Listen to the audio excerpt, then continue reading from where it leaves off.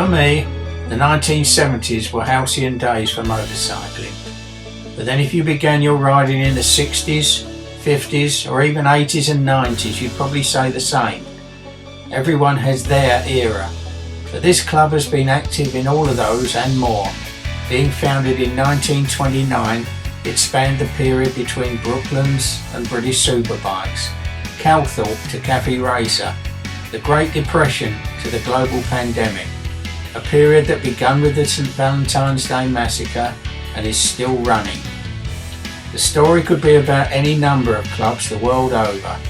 A band of like-minded people with a common love of bikes and riding them in a huge variety of disciplines. Ordinary people, like you or me, who rode bikes for fun or competitively at the weekends and then rode them to work during the week. In researching this film, I've uncovered rare and unseen footage commissioned by the club or filmed by members, giving a wonderful insight into the bikes, riders and events of the times, and was able to get first-hand experiences from some of the characters who helped shape the Eltham District Motorcycle Club.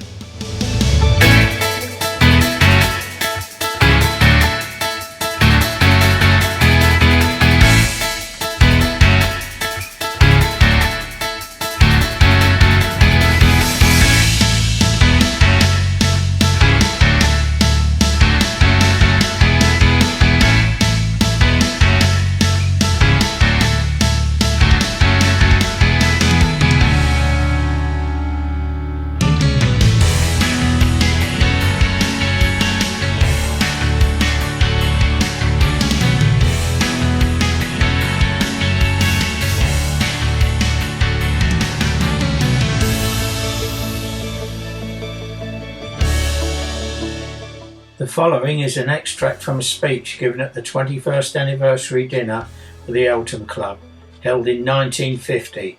It gives an insight into the birth of the club. Remember the old high street in Eltham? A narrow street with old houses and a country market. The scene was set in the market inside a dimly lit snack bar where, behind the counter, stood Vic Curtis handing out ham sandwiches at threepence a time. On the other side of the counter were 6 or 7 Storm Guard clad figures who regularly called at Vic's for a cup of tea and a chat. "How about coming for a ride next Sunday?" came from Frank Jones. "That's a good idea," said Stan and Les Jones together. Soon a run was arranged for the following weekend. Vic Curtis to lead on his AJS combination. So the club was born and became the Royal Eltham District Motorcycle Club, with headquarters at the Carpenter's Arms, High Street, Eltham. The Royal prefix was soon dropped after objections were raised, and in any case meant that the shortened version was able to fit on the club badge, which was pinched from a brand of cigarettes whose enamel sign hung in Edward's Tobacconist, situated next to the Carpenter's Arms. Over the years the High Street was widened, as was the scope and activities of the club as its membership grew from its birth in 1929, and it was held together by that band of brothers into the advent of World War II. Many of the members were employed by AMC Motorcycles, the parent company that built Matchless, AJS and Sunbeam bikes, amongst others, at their factory in nearby Plumstead. Principal among those employees was Jim Walby, who was one of the club's founding members, eventually becoming club president, and who dedicated almost his entire adult life to the Eltham Club. In addition to his devotion to the club, Jim became chief test rider for AMC and lived next door to the club's headquarters at the Carpenter's Arms. Jim was there at the birth of the club, but another stalwart able to talk about the early days was Jack Moyse, speaking here at a club reunion in 2013. I joined the club because I was in the Home Guard as a dispatch rider, and Jim Walby was the second lieutenant in charge of it. Steve Fitzgerald was the sergeant, Arthur Lake was the corporal, and so on. And it was really the Eltham District Motorcycle Club moved down to the 21st London Home Guard headquarters. Right. So what year would this be? That would be 1943. 43. Right. Okay. And so that's when you joined the club? In a way, yeah. Yeah, okay. At the beginning, most people had to use the bike to ride to work, to ride for trials, or motocross. I mean, the same machine was used. Just a question of changing the gear or whatever, you know. Right, yeah. And that's the reason why you can get that situation where you've got everybody on a motorbike. Yeah. It wouldn't happen now. And that's why it looks... That's why, you know, I mean, the thing you rode to work was the same bike you rode in a trial? Or yeah, and you didn't only ride Sundays, you rode all the week, in the wet, in the snow, whatever. So were you involved in trials at that time? Or was that... I was, yeah. So after the war, things settled down, and the club started organising competitions. Well, yeah, they sort of more picked up where they left off, if you know what I mean. Yeah. But we started running the Collier Cup trial, the Clifton Cup trial, and got into Grasstrack. Yeah. But that was with the kind permission of Mr. Gordon Webb, who owned Gordon Webb Trophy, wasn't there? I remember. who owned the land. Yeah. And I can remember we had an annual dinner early in 1950, and it was at that place in the Pleasance in Well Hall. There was a restaurant there, and I can remember going from there with Jim Warby on his motorbike and sidecar. And I forget we had somebody else with us, but there was a little sort of 3 or 4 of us went down to Gordon Webb, went away from the dinner because we had to see him about it, and we agreed what we were going to do and how we were going to do it, and sort of got back to a party just as it was finished, if you know what I mean. Really? From Eltham that was down to where the deal was done that night. Yeah, that's right, yeah. Really? The club started in 1929, and between that time and when the war started, they were riding at Brooklands and places like that, didn't they? Really? Yeah. What club members were racing at Brooklands? Yeah. Were they really? So that was road racing as well then? That was road racing, road trials. racing, Jim raced at Brooklands, did he? Yeah. I didn't know that. Crikey. But of course that was the club they stayed in. Yeah, absolutely. But even so, I mean, to race there. I think the club was stronger in the days when everybody had a bike, had to have a bike. Absolutely. Yeah, now it's a sort of it's a luxury almost, isn't it? I can remember going down to Minehead in 1946 to ride in the Beggar's Roost on a bike, which I actually cobbled together because Jim worked down the factory and you could get a little bit done, but I bought the frame and the forks, and we got the engine was ex-fire brigade, they had motorcycles, you know. And but the whole thing, when it was lashed up, I went down to Minehead, a wife on the back, on one end. Oh yeah, and she had this little rubber pad to sit on, you know. To Minehead? To Minehead, yeah. When we got down there, we would take off the 19-tooth engine sprocket and put on 16, which obviously shoulder goes down, and then we'd ride in the trial. I remember tellies were a thing to be sort of, you wish you had, but I had web girder forks, but they were longer than the normal girder fork, which should be more ground clearance, you know, and I rode it for, and actually the forks broke, came apart, one of the on the girder forks, they come down together, at the bottom it parted completely, and I was winning the novice award when I could go no further, and we got back to the digs and we had to do what they call cut and show. In actual fact, we prized the two tubes apart and sleeved something inside one of them, and then pushed it down, pulled the other one back, and waggled it back so that we could weld the two together with the sleeve in the middle, you know. And then rode home with the wife on the back. Then rode it home, yeah.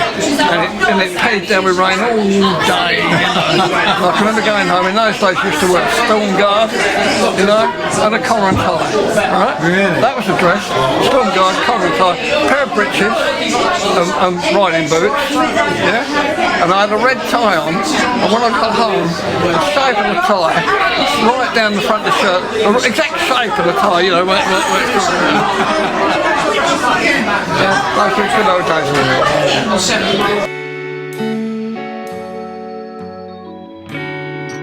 It's impossible to move on from the war years without particular mention of the huge contribution made by Jim Walby and his wife Connie, along with Vic Curtis, Arthur Lake and Steve Fitzgerald, in keeping the club together. While many of its members were posted far afield, letters home would be included in the monthly club magazine, which was sent out to members wherever they were in the world, maintaining the bond and reminding them of home. Connie often had to type each magazine individually, sometimes from an air raid shelter. Jim and other members of the Home Guard were involved in training riders for the war effort on Woolwich Common, in addition to their other duties. Jim in particular, though, was the thread that held things together through those difficult times and helped the club emerge intact and ready to start again as soon as possible when hostilities ended. His contribution to the club, the ACU, for which he became the first ever life member of their competitions committee, his testing and development work for AMC, but above all, being the backbone of the Eltham Club for 60 years, was inestimable. Born in 1910, Jim started as a test rider for AMC in '39 and was responsible for signing off every AJS 7R by lapping Brooklands at more than 90 miles an hour. He loved the job, but his competition career began with Grasstrack racing in 1934 against the likes of Harold Daniel, Jock West and Les Graham. He raced overhead cam AJs at Brooklands in 1937 and won the 350, 500 and unlimited classes in the 1938 Nats Valley Hill Climb on his 350, marrying Connie that same year.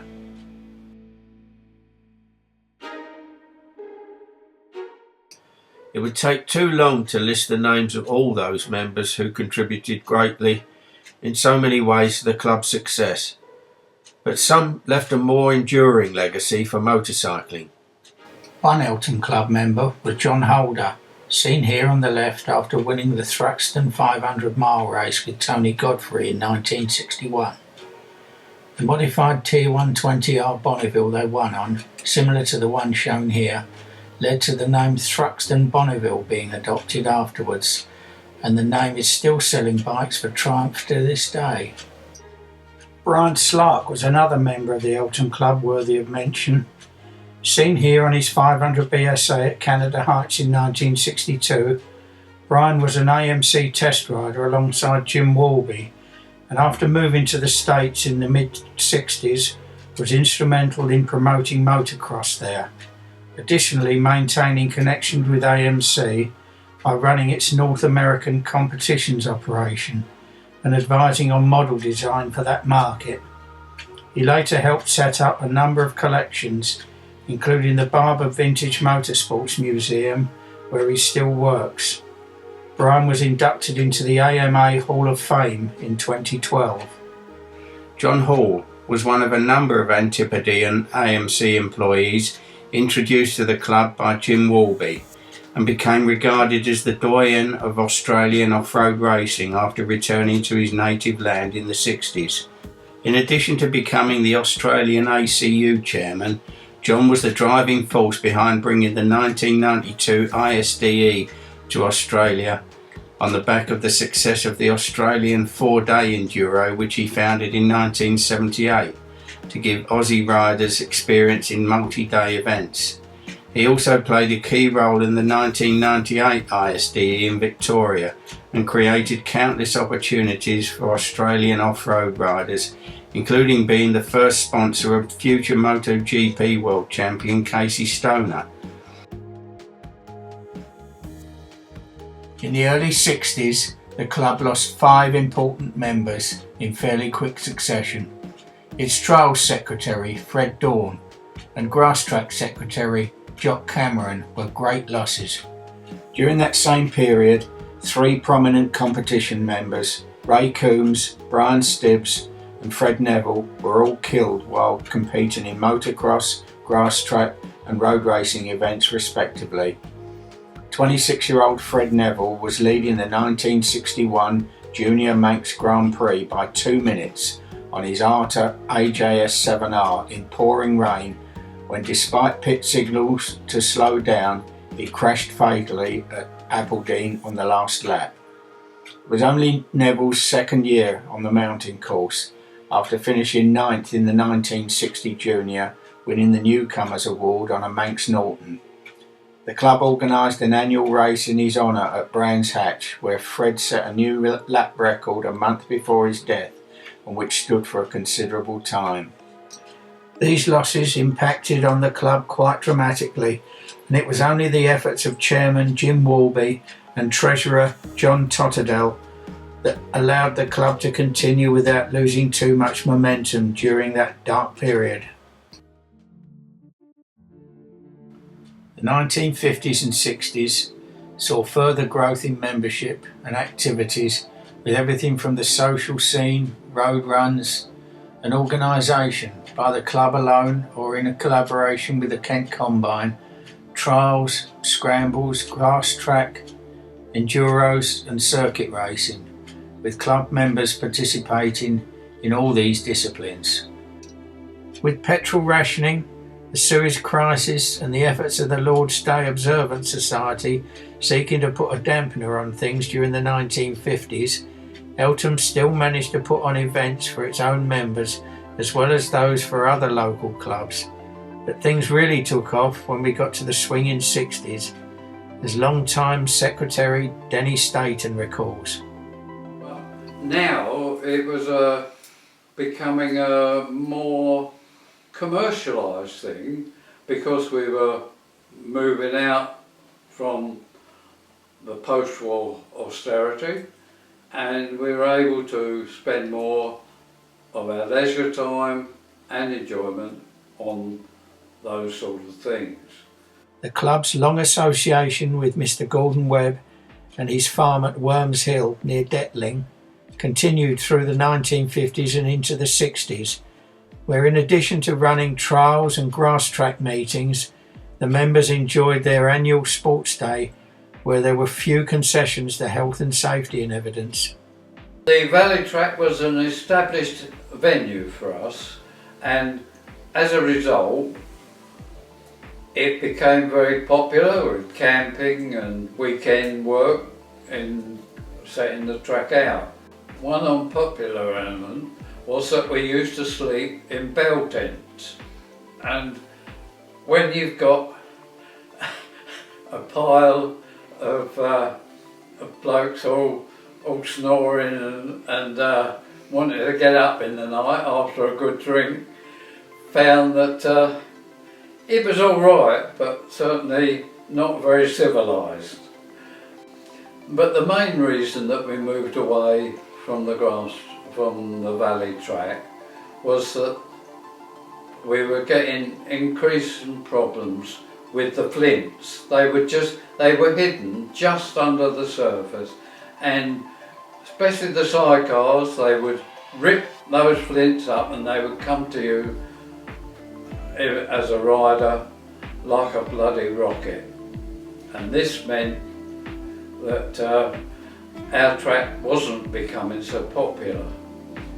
This led to our being able to find another track at Great Chart near Ashford.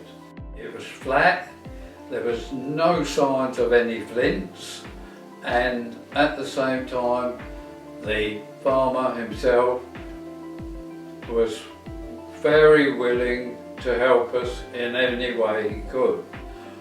The only difference was, I suppose, that for the first couple of hours you had to get used to avoiding treading in the sheep's shit, because you know it's a bit slippery, but again we adjusted to it. The track there was ideal compared to the valley track.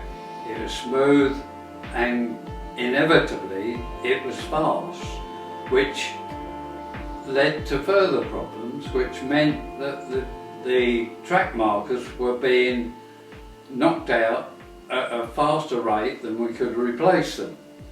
So Jim had this idea of putting in a chicane, which theoretically slowed them down, and therefore we didn't have so much work in repairing the track while the race was in situ.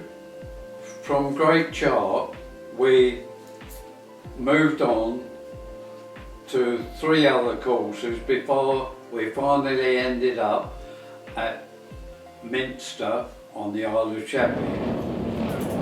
This proved to be a reasonably successful track, but the great thing there was security.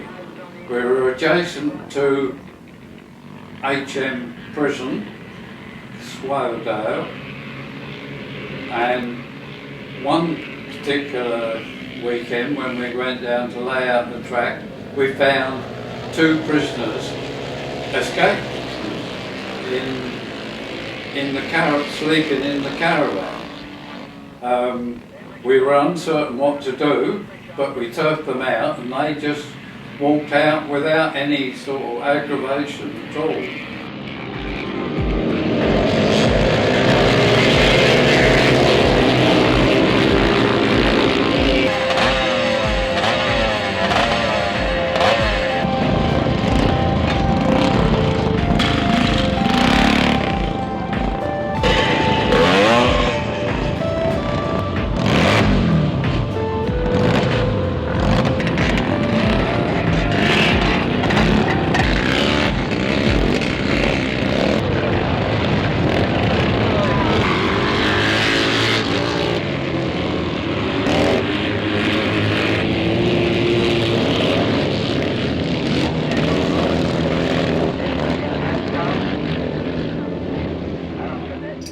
The track at Sheppey had it all, being popular with competitors, spectators, and was also a great base for camping weekends for the road riders, who became hired hands laying out the track and marshalling at meetings.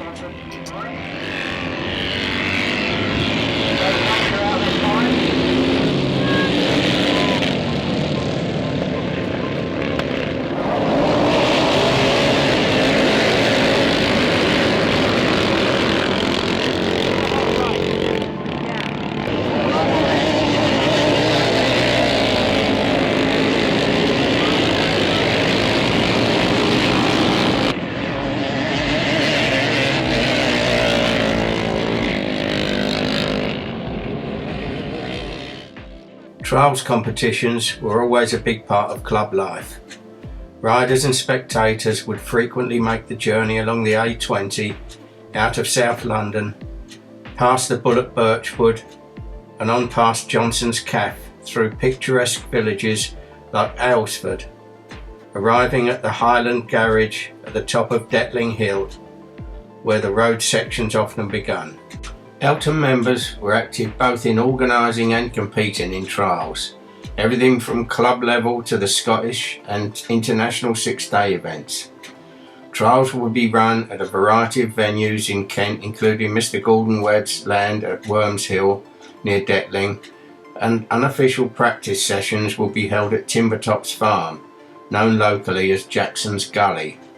It was a long gully which belonged to Gordon Jackson's father, who owned Timbertops Farm, and as a result we used it quite frequently for conducted trials due to the association of Gordon Jackson riding for AMC, and also our club chairman Jim Walby being road bike tester at AMC's itself. This meant that we not necessarily had priority, but we had frequent use of it.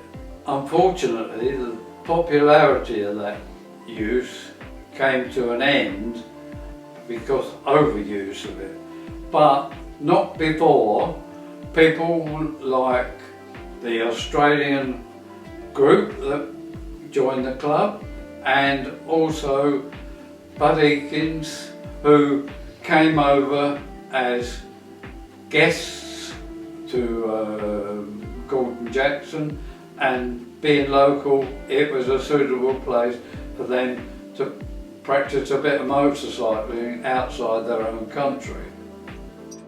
For most trials members, the annual Collier Cup trial was highlight of their year though. The eponymous trophy was donated by Charlie Collier, first winner of the Isle of Man TT in 1907, later joint managing director of AMC and son of the founder of Matchless Motorcycles, Henry Collier. The best sidecar team performance at the same event would be awarded the Sir Kingsley Wood Cup. Sir Kingsley was MP for West Woolwich, where the AMC factory was situated, and became Chancellor of the Exchequer in 1940. This footage is from the 1961 event.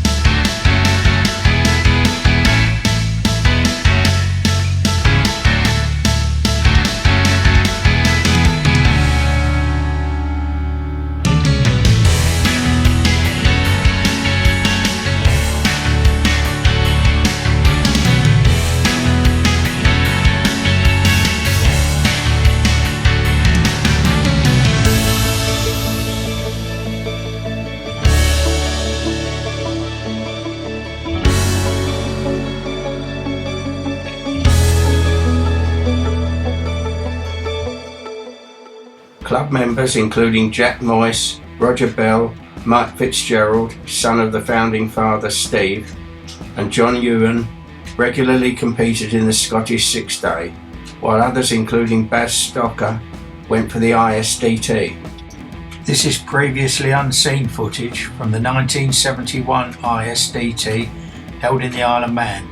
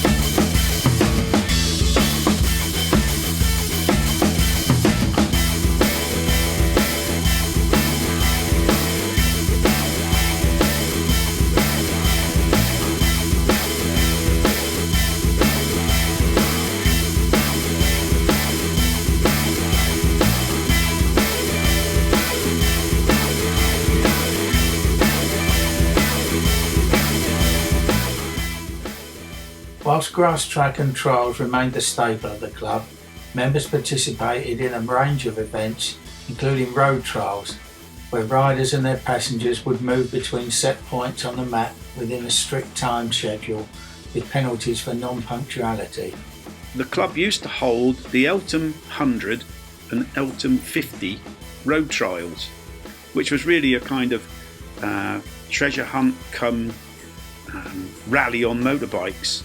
Always used to start out quite early in the morning and go on for most of the day. Eltham 50 would be 50 miles, Eltham 100 be 100 miles. Sadly these days, because of traffic restrictions and all of the blimmin' insurance activities and so on, it's just impossible to organise these things now. Great shame, because they were really good fun and helped to get round the countryside, get to know a little bit more of Kent in the main. And it would also be a great social event as well, you know, because it would always end up at a cafe or a pub at the end of the day. No longer the case, very sadly. The club often participated in local shows and gymkhanas, entertaining the public by way of exhibition riding, with the club's own Leaping Lena being a particular crowd favourite.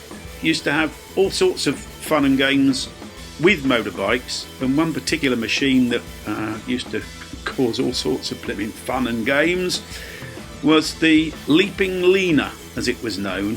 And I think this must have been an old clown's motorcycle or something at some point, and somebody very clever, much cleverer than me, built the wheels with the wheel spindles eccentric to the rims, only by about 4 or 5 inches, but it meant that when they rolled, the bike would pitch up and down, And of course, the two wheels wouldn't roll in unison, so when the back was coming up, the front would go down, and then it would change around all over the place.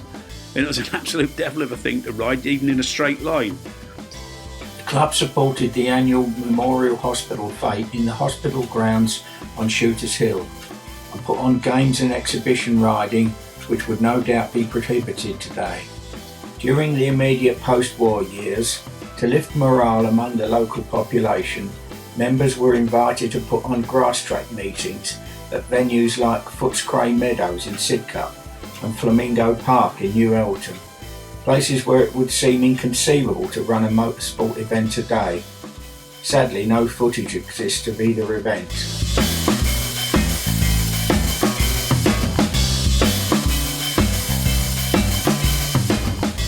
But any club depends on its regular membership, organisers and participants in events for it to thrive, and the Eltham Club had an abundance in this area.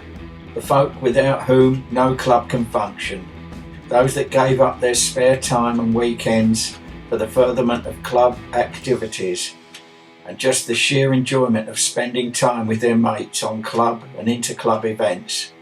From the various meeting points the club occupied over the years, plans were laid and runs began. Competitions, film shows and talks, and always plenty of banter.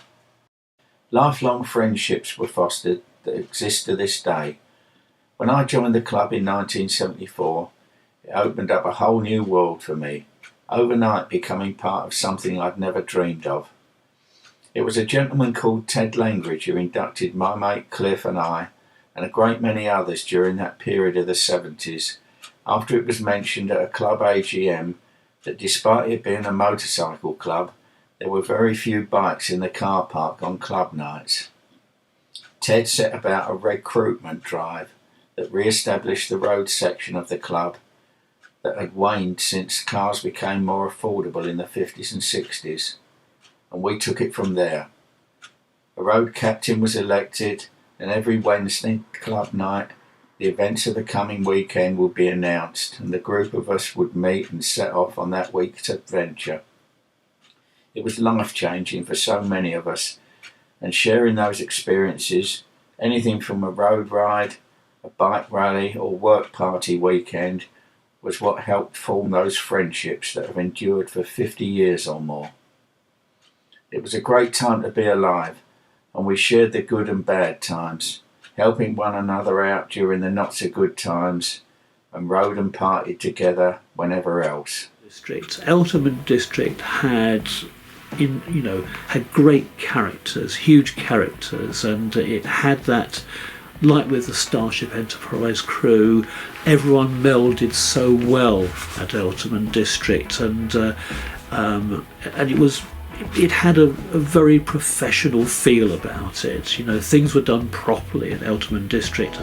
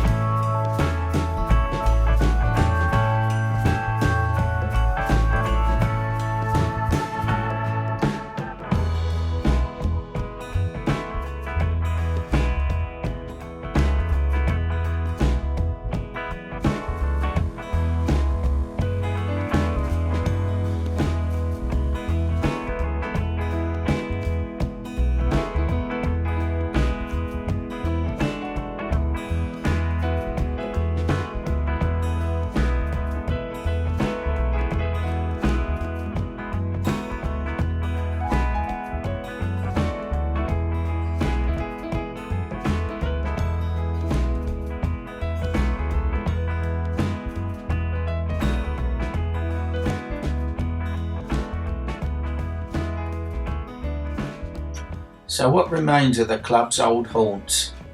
The Carpenter's Arms no longer exists, replaced by a clothing store, though the spot is recognised by a street sign where it once was. The site where Edward's Tobacconist once stood is now a Greg's fast food outlet in the shadow of an enormous new cinema complex. Archery Road, where it all begun at Vic Curtis's tea stall, is still there, and the row of houses still exists that fronted the impressive lineup of bikes in 1949. Eltham High Street has changed much since the club was founded and met there, but some landmarks remain, and ironically the High Street has again been narrowed near the section where the Carpenter's Arms once stood. The 1950s and 60s home on the A20 is now the offices of a building refurbishments company, but there is no trace of the East Wickham Memorial Hall in Welling, which was the beating heart when I joined in the 70s. Apartments now occupy the space where that once stood.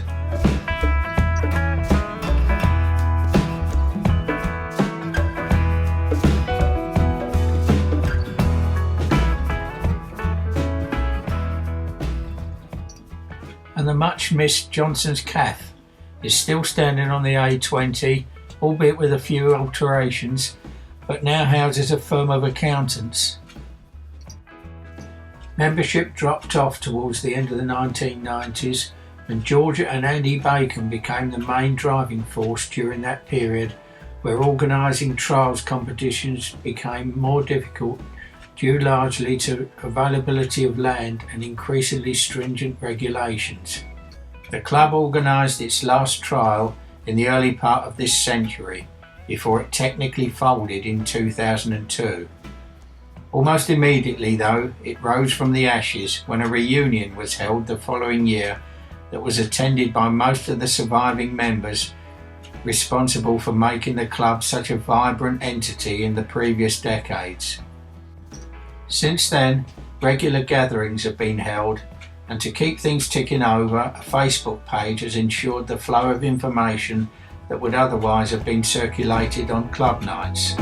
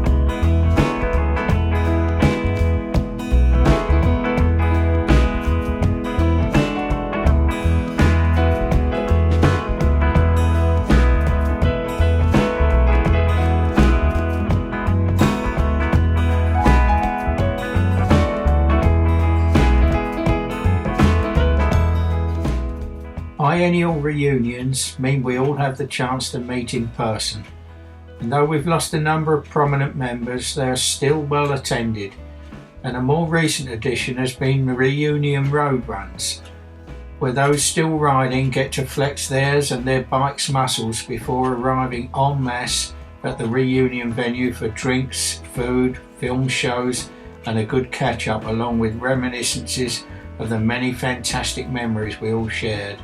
I don't think any of us want to let go of the past, and the reunions allow us the opportunity to relive the spirit and optimism of those halcyon days, regardless of which decades we consider our best.